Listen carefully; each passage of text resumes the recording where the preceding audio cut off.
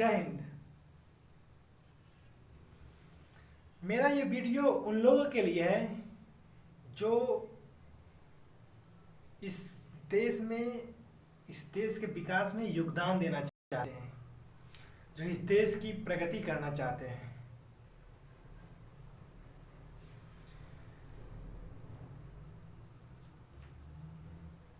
मैं पिछले कुछ दिनों से महीनों से ये देख रहा हूँ, अपने गांव हो या किसी दूसरे के गांव हो, भारत में लगभग 6 से 7 लाख 8 लाख गांव होंगे। मैं 4-5 गांव को देखा हूँ। गांव तो मैंने बहुत गए हैं, लेकिन मैंने 4-5 गांव का जब अवलोकन करता हूँ, अपने आसपास के गांव को जो मैं देखता हूँ, तो बहुत ही निराशा महसूस होती है। दरअसल बात यह है कि गांव के कुछ लोग मिलकर, कुछ लोग क्या, 2-3 होंगे शायद, 2-3 लोग मिलकर पूरे गांव की स्थिति खराब कर देना चाहते हैं।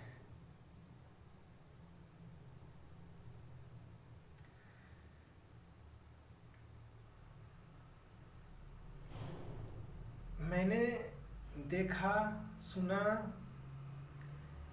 इसका अवलोकन भी किया। दरअसल बात यह है कि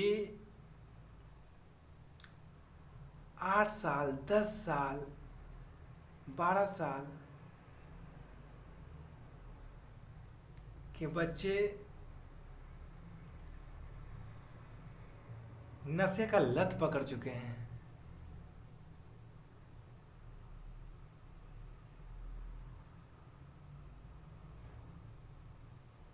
आप सोच रहे होंगे कि आप ऐसे कैसे कर सकते, तू ऐसे कैसे कर सकता है कि नशे का लत पकड़ लिया है, अपने आप को बहुत होशियार समझता है।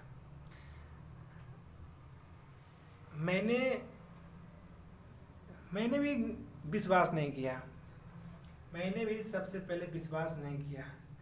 लेकिन अगर आप एक ही व्यक्ति के बारे में बार बार सुनेंगे, लेकिन जब आप एक बार जहाँ देख लेंगे ना, एक बार जहाँ देख लेंगे, तो आपको यकीन आ जाएगा।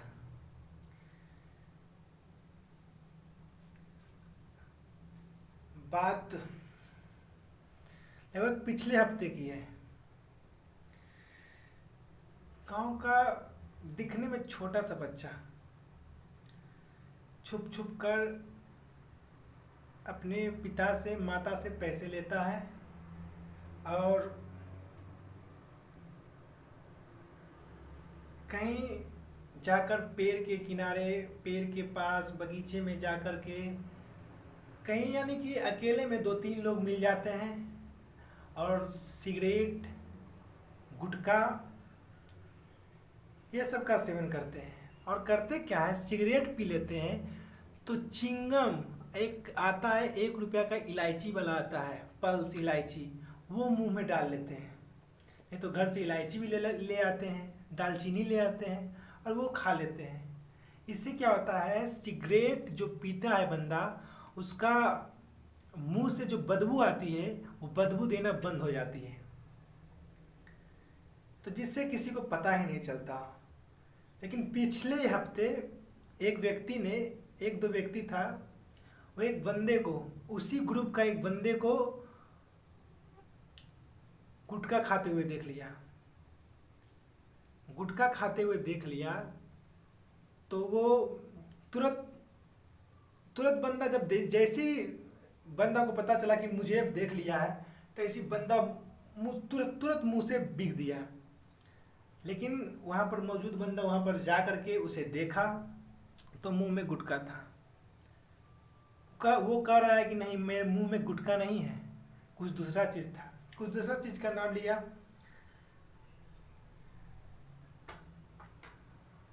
तो मुझे बुलाया गया। मैं गया। मैंने उससे पूछा कि तेरे तेरे ग्रुप में कौन कौन है। तो उसने 5-6 बच्चे का नाम बताया, जो 10 साल 12 साल के बच्चे हैं, 8 साल के बच्चे हैं, जिनके बारे में कोई विश्वास नहीं करता होगा। माँ बाप माँ बाप पैसा देते हैं कि जाके बेटा मेरा बिस्कुट खाएगा, कुरकुरे खाएगा, लेकिन बच्चा क्या करता है, 5 रुपया का 8 रुपया का सिगरेट खरीद लेता है और जा करके कहीं छुप करके वही ग्रुप के आदमी के साथ पीता है।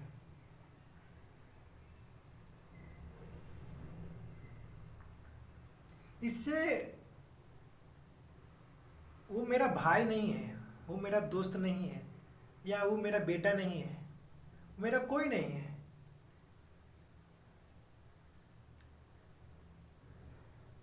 तो आप सोचते होंगे कि मैं क्यों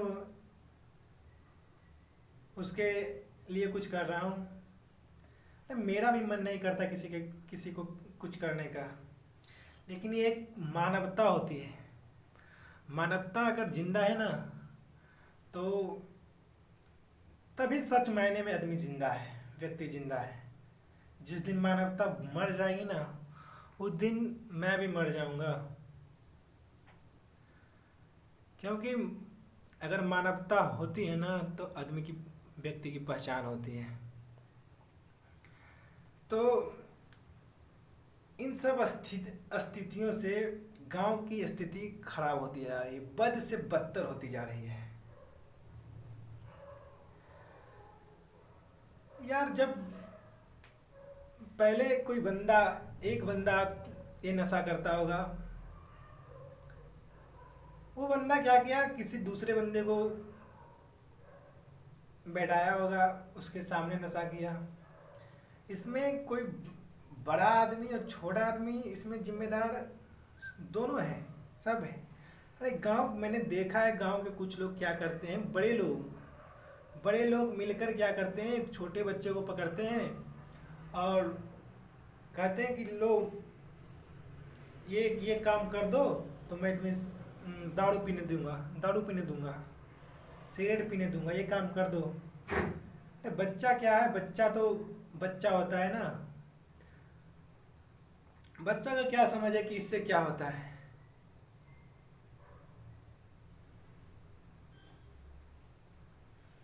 लेकिन बच्चा उस चीज के लालच में वो पी लेता है।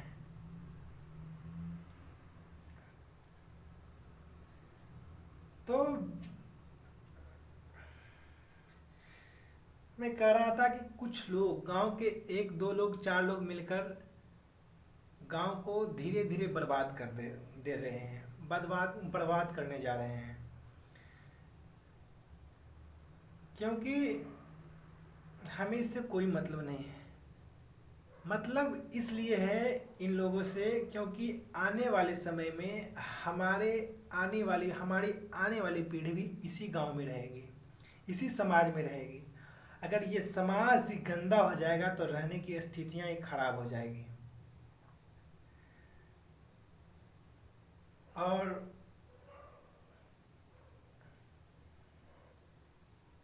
अगर स्थितियां ही खराब हो जाएगी तो फिर रहकर ही क्या करेगा आदमी।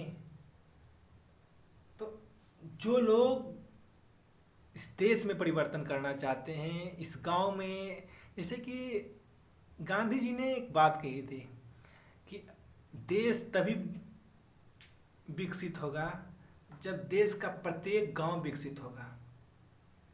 तो अगर देश खूब तरक्की कर रहा है, पता चला है कि उस गांव की तरक्की नहीं हो रही है, तो देश पूरे धराम से बहुत ऊंचा जाकर के धराम से नीचे करके गिर जाएगा।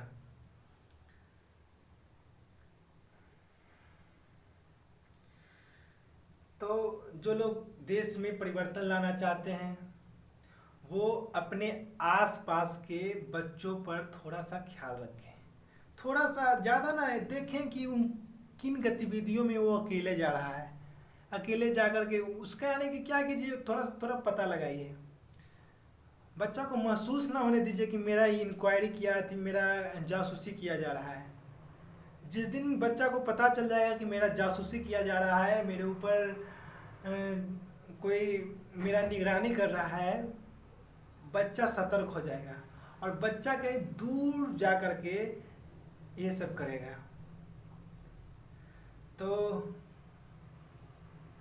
आप लोग जो भी परिवर्तन करना चाहते हैं, आप लोगों से नम्र निवेदन है कि आप लोग अपने अपने आस पड़ोस के बच्चों की स्थिति को देखें और उसका अवलोकन करें कि बच्चा क्या कर रहा है।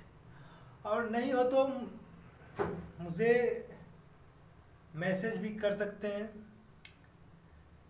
थोड़ा सा, क्योंकि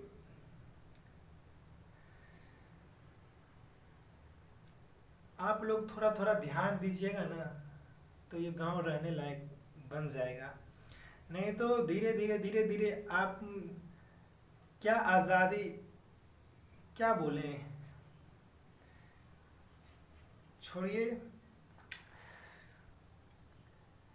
बच्चे ये नहीं है कि मेरे बच्चे नहीं करेंगे, मेरे बच्चे अच्छे हैं। सब माता पिता के लिए सब अपने अपने बच्चे बहुत प्यारे होते हैं, दुनिया का अनोखा बच्चा होता है। लेकिन क्या किया जाए,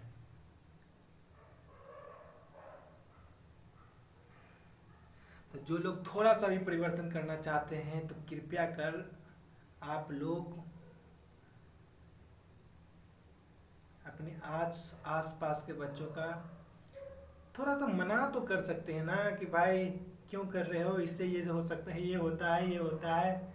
जानते हो जब बच्चा होता है ना 1 साल 2 साल का, तो उस समय 2 साल 4 साल होता है, तो उस समय जो उसका रियल हीरो होता है उसके माता पिता होते हैं। रियल हीरो माता पिता दादा दादी वो रियल हीरो होते हैं उस बच्चे का, क्योंकि वो बच्चा बचपन से देख रहा है कि मेरे पापा इस समय आते हैं, मेरे पापा उस समय आते हैं, मेरी मम्मी ये करती है, वो करती है और ये काम करती है, मेरे पापा तो बहुत अच्छे हैं। देखो एक बात है, बच्चा कितना भी बिगड़ा हुआ बच्चा हो,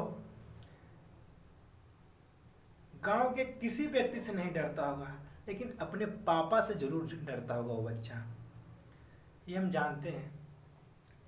तो थोड़ा सा देखें।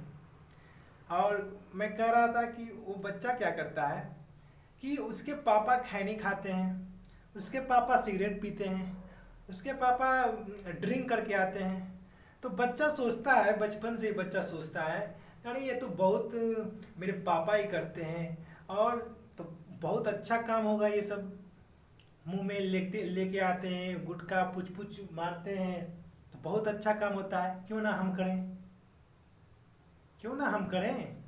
तो बच्चा ये सोचकर भी थोड़ा सा उसका मन भटकता है ये सब करने का, क्योंकि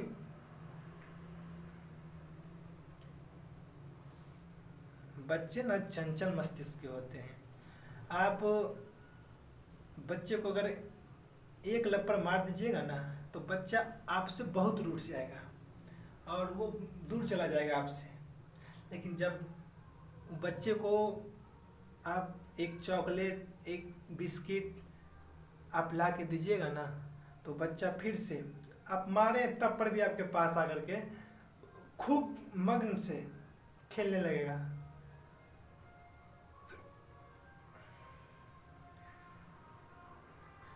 तो आप लोगों से यही विनती है कि थोड़ा सा गांव की स्थितियों को सुधारने में मदद करें। जो लोग देख रहे हैं आगे भी शेयर करें और ज़्यादा से ज़्यादा लोगों को ये बातें बताएं अपने माध्यम से, अपना ही वीडियो बना करके दूसरों को भेजें, और नहीं तो अपने मैसेज कर करके किन्हीं भाई बंधु को भेजें, दोस्त को भेजें कि भाई देखो अपने बच्चे को, अपने आसपास के बच्चे को।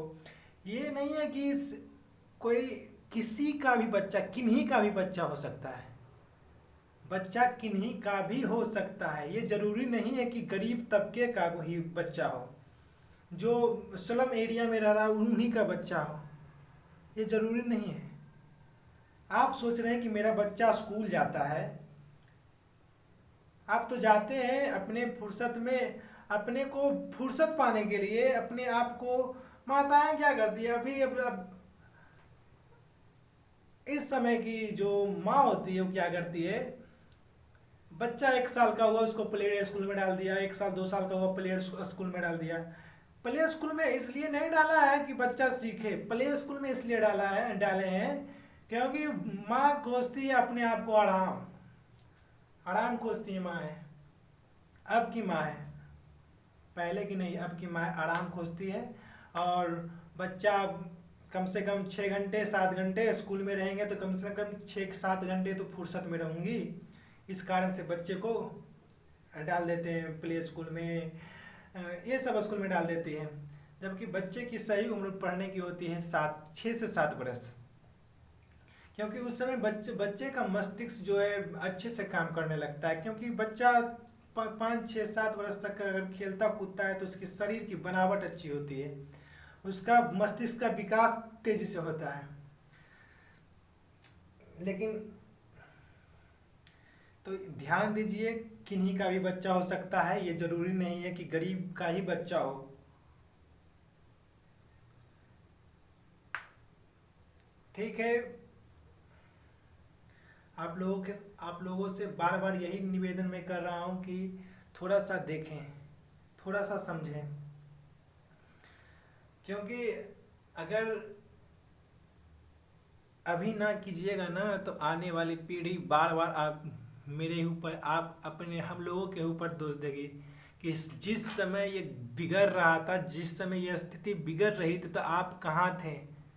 आने वाली पीढ़ी ये भी कर सकती है कि जब आप खैनी बना रहे होंगे ना, जब हम लोग आने वाली पीढ़ी जब हम लोग खैनी बना रहे होंगे ना, तो मेरे बेटे आकर कहेंगे पप्पा जरी ज्यादा बना दो, हमारे दोस्तों आ रहे वो खेते हमू खेवे, ऐसे करके बातें करेगा बेटा।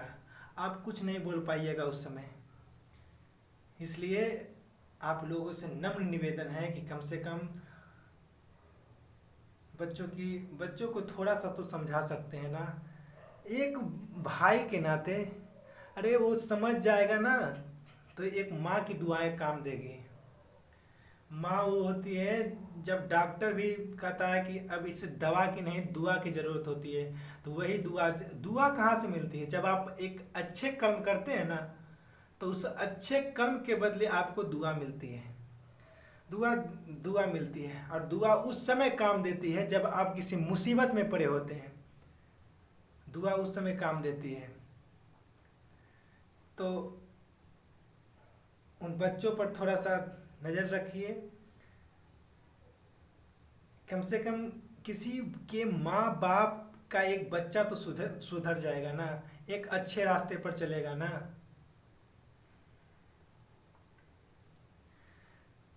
ठीक है, इसी के साथ मैं अपने वाणी को समाप्त करता हूँ। जय हिंद, वंदे मातरम, इनकलाब जिंदाबाद, भारत माता की जय, सत्यमेव जयते।